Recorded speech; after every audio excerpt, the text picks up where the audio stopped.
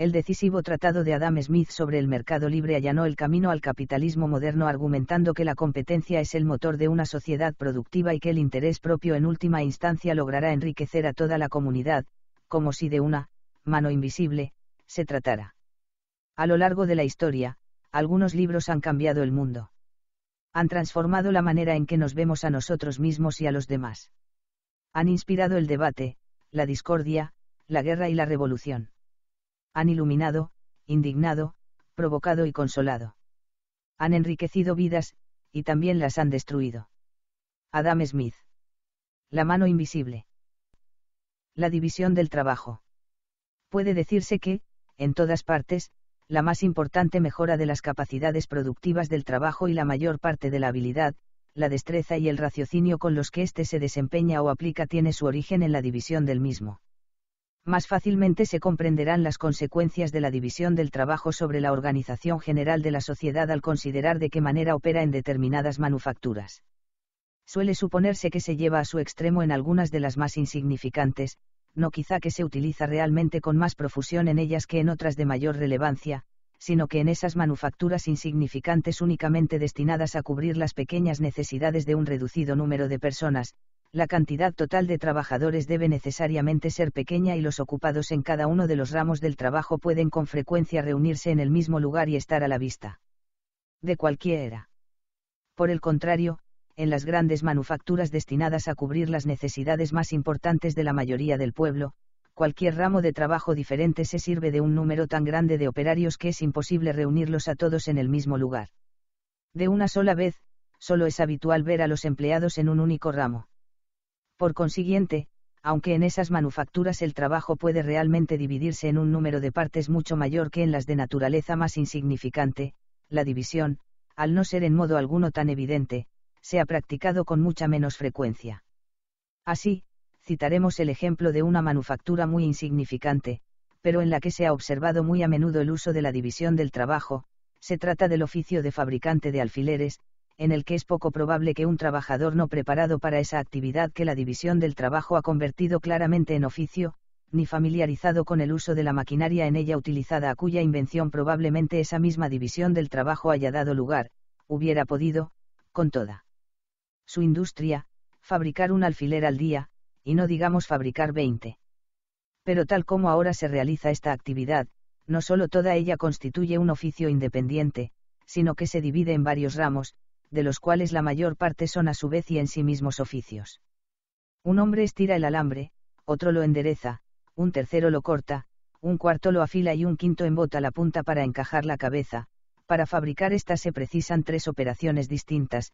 Colocarla es una actividad independiente, otra es blanquear los alfileres y es incluso un oficio en sí mismo envolverlos en papel. De este modo, la importante labor de fabricar un alfiler queda dividida en unas 18 operaciones distintas, que en algunas manufacturas son todas ellas ejecutadas por diferentes manos, aunque en otras el mismo hombre hace en ocasiones 2 o 3 de ellas. He visto una pequeña manufactura como esta en la que solo trabajaban 10 hombres y donde, por tanto, algunos de ellos desempeñaban 2 o 3 operaciones distintas.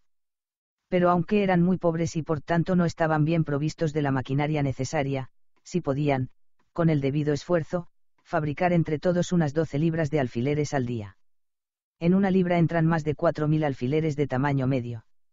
De ese modo, esas 10 personas podrían fabricar entre todas más de 48.000 alfileres diarios. De suerte que se podría decir que cada persona, si hiciera una décima parte de 48.000 alfileres, estaría fabricando 4.800 diarios. Sin embargo, si todas se hubieran afanado por su cuenta e independientemente, sin que ninguna hubiera sido adiestrada para esa tarea concreta, sin duda cada una no habría siquiera podido fabricar 20 alfileres, quizás ni siquiera uno al día, es decir, sin duda no la parte 240 y quizá no la parte 4800 de lo que en este momento todos pueden fabricar gracias a una división y combinación adecuadas de sus diferentes operaciones. En cualquier otro arte y manufactura, los efectos de la división del trabajo son similares a los que se aprecian en esta insignificante tarea, aunque, en muchos de ellos, el trabajo, o bien no puede dividirse tanto, o bien no puede reducirse a operaciones tan sencillas. La división del trabajo, sin embargo, cuando puede introducirse, ocasiona en todas las artes un aumento proporcional de las capacidades productivas. Parece que la separación entre sí de los distintos oficios y actividades ha tenido lugar en razón de esta ventaja. Igualmente, donde esta separación se lleva más lejos es en aquellos países que cuentan con el más alto grado de diligencia y progreso, lo que en una sociedad en estado tosco es obra de un solo hombre, suele ser obra de varios en una sociedad adelantada. En cualquier sociedad adelantada, el campesino no suele ser más que campesino y el menestral, solo menestral. De igual manera, el trabajo necesario para producir cualquier manufactura completa está casi siempre dividido entre un gran número de manos. ¿Cuántos oficios diferentes se utilizan en cada ramo de las hilaturas de lino y lana, desde los que cultivan el primero a los que recogen el vellón, pasando por los que blanquean y alisan el lino hasta llegar a los tintoreros y tundidores de la tela? En verdad, por su naturaleza, la agricultura no permite subdividir hasta tal punto el trabajo, ni tampoco separar tan completamente una actividad de otra, como se hace en las manufacturas. Es imposible separar la actividad del pastor tan enteramente de la del cultivador de grano como se hace comúnmente entre las del carpintero y el herrero. Quien hila no suele ser casi nunca el mismo que teje, pero el que ara, grada, arroja la simiente y cosecha el grano sí suele ser el mismo. Como la ocasión de desempeñar esas distintas funciones se repite en diferentes épocas del año, sería imposible que un único hombre se dedicara constantemente a realizar cada una de ellas. Quizá esta imposibilidad de establecer una separación total y absoluta entre las diferentes tareas de la labor agrícola sea la causa de que la mejora de las capacidades productivas en este oficio no siempre haya seguido el paso a la apreciada en las manufacturas. Verdaderamente, las naciones más opulentas suelen superar a todos sus vecinos tanto en la agricultura como en las manufacturas, pero lo normal es que se distingan más en las segundas que en la primera. En general, sus tierras están mejor cultivadas y, al disponer de más mano de obra y más caudales, producen más en relación con la extensión del terreno y su natural fertilidad. Pero esta superioridad en la producción pocas veces guarda relación con la mayor cantidad de mano de obra y de capital invertidos.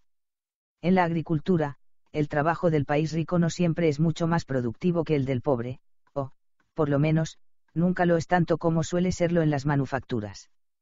Por consiguiente, el grano del país rico, en el mismo grado de calidad, nunca llegará más barato al mercado que el del pobre. El grano de Polonia, en el mismo grado de calidad, es tan barato como el de Francia, a pesar de la superior opulencia y desarrollo de esta última. El grano francés, en las provincias que lo producen, es igual de bueno, y en la mayoría de los años tiene casi el mismo precio que el de Inglaterra, aunque, en cuanto a opulencia y desarrollo, Francia sea quizá inferior a Inglaterra. ¿Te está gustando este episodio? Hazte fan desde el botón Apoyar del podcast de Nivos.